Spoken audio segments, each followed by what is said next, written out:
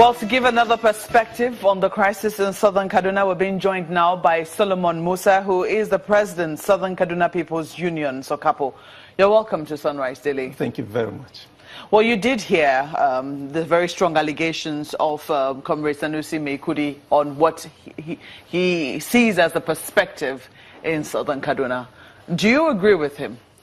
Well, honestly, I think Alhaji Sanusi Maikudi came with an agenda, and the sole agenda is to denigrate, is to revise history, is to tell a narrative that actually is not.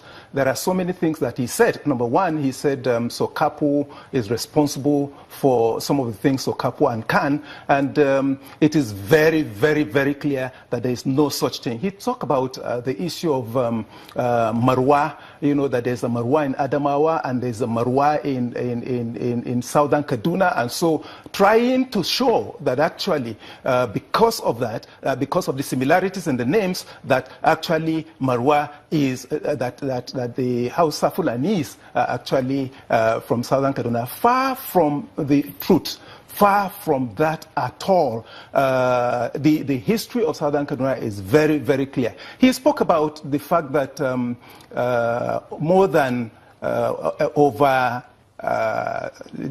he gave some statistics, some numbers of 120-something people were killed in Matsirga alone, and that the report of the Lemu Committee, the report of Human Rights Watch Committee, this is a blatant attempt to completely revise history within living memory.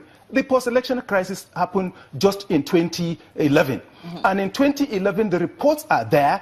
Go through the Human Rights Watch report that he alluded to. And I'm aware of the fact that in that year, he wrote a particularly very bitter story, an advertorial actually in Daily Trust, saying a lot of things, coalition of Muslims in Southern Kaduna who have genocide has been committed against. Now, let's go to the 2011 post-election crisis.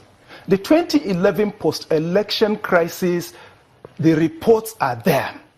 The Human Rights Watch report clearly pointed out that in 2011, immediately after the post-election crisis, the supporters of the then CPC candidate, when the results began to trickle out, they began to go on a killing spree in 12 northern states. The underline is 12 northern states. And in those 12 northern states, 800 lives in total were killed in 12 northern states.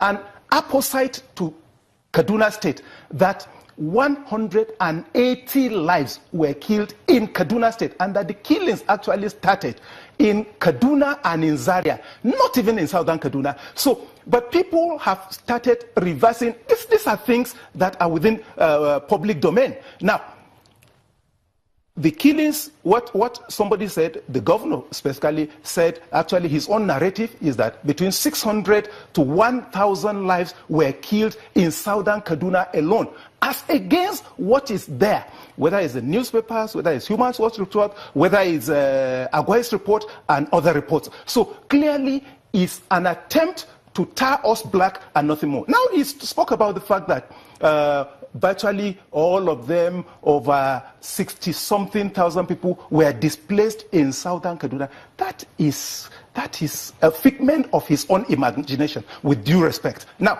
just before we get to, yes, to more of these allegations, which I'm sure you want to quickly respond to, what he seems to be pointing to is that at the root of this is the indigenous-settler dichotomy, that they have not, even though they have lived in Southern Kaduna for years, they're not been accepted as indigents right now of Southern Kaduna.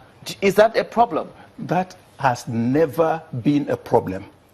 We have accepted the Fulanis, we have accepted the Hausas, we have accepted the Muslims, we have accepted the Yorubas, we have accepted the Igbos, and I tell you there is no other place in the whole of Kaduna State where whether settlers or indigenes have been granted indigenous certificates except in our own local governments. But I tell you this, go over to other local governments that are not Southern Kaduna, you may all your children might have been born there. They are not even given indigenous certificate at all. They are not recognized. They are not. There are a lot of things, areas that were being discriminated upon. So it's like I said, it's a figment of his imagination. Even when he talks about his mother's village and, you know, the fact that it's been taken over by people who say that, well, they were not really ever settlers or beg pardon, indigents of that particular village.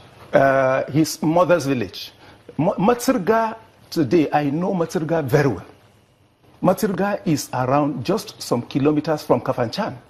Now, I'm not aware of the fact that anybody has taken over any other land.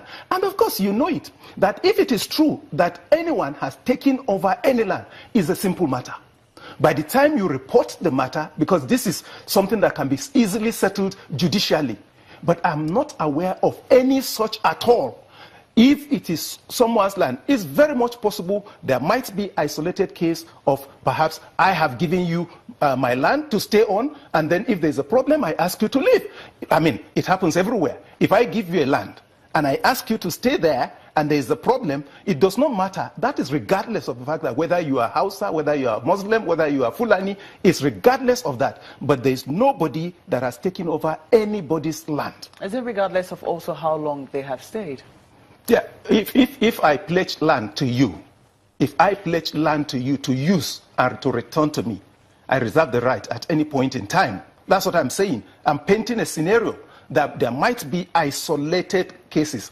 I mean, whether it's in Zaria, whether it's in Kaduna, wherever it is, there might be such isolated cases. But to assert that, it is completely false. No, I'm saying that yes. Assuming this land was pledged generations ago, for yes. instance, yes. Would you be right, for, you know, to ask back the land, maybe, you know, say... Depending on the agreement. A number of years, maybe generations after? Yeah, depending on the agreement, you know, because we are bound by agreements. If the agreement is you can use this land and be paying tribute, traditional tribute, what we call galla, and then at any point in time, I want my land back, then I have a right to ask for it. And of course, if that happens, for example, I have a land where I live somewhere in the northern parts of the state. I pay a tribute.